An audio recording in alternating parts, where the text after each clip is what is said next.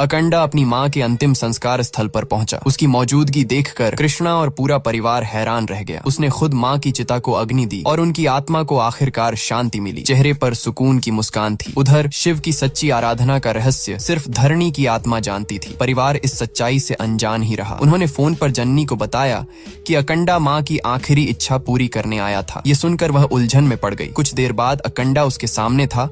तभी खबर मिली कि पिता भी श्मशान पहुंच चुके हैं। उसे शक हुआ कि यह सब उसकी असाधारण क्षमताओं का नतीजा है। यह संदेह तब सच साबित हुआ जब दादाजी को उसके हाथों सुरक्षित देखा गया। उसने पिता से बात करने के लिए माफी मांगी। इसके बाद दोनों दादी के घर चले गए। ज्यादा समय नहीं बीता था कि राज्य सचिव प्रकाश मेहता कड़ी सुरक्षा के साथ जननी से मिलने पहुंचे। अकंडा ने उसे अपना मिशन जारी रखने को कहा। वायरस पीड़ितों की जान बचाने का काम रुकना नहीं चाहिए। खुद उसे देश पर हमला करने की साजिश रच रहे गुट से निपटना था। सरकार, प्रशासन और सेना ने उससे युद्ध न बढ़ाने की अपील की। जवाब में वह मुस्कुराया। उसे जंग की परवाह नहीं थी। उसने साफ कहा कि वह अकेले लड़ेगा। किसी सेना की जरूरत नहीं, क्योंकि जो सामने आएगा उसे मिटा सकता है। ये बातें खोखली नहीं थीं। उसने सीधे जनरल राजीव मल्होत्रा और उसके पुराने सहयोगी अरविंद सिंह के ठिकाने पर हमला किया। पहरे पर तैनात सैनिकों को गिराकर सुरक्षा भेद दी। वहां मौजूद अजीत ठाकुर फिर धोखा खा गया। जनरल ने पूरी ताकत और हथियार एक ही आदमी के खिलाफ झोंक दिए, लेकिन अकंडा की शक्ति ने सबको चौंका दिया। वह दर्जनों नहीं, सैकड़ों प्रशिक्षित सैनिकों से भिड़ा और एक भी वार उस तक नहीं पहुंचा। दुश्मन बिना रहम पराजित होते गए। उसने जनरल पर सीधा प्रहार किया, जिससे वह बचाव तक न कर सका। हालात देखकर सहयोगी अविश्वास में रह गया। हताश होकर रोबोट्स का एक दस्ता उतारा गया। कुछ पल की टक्कर में लगा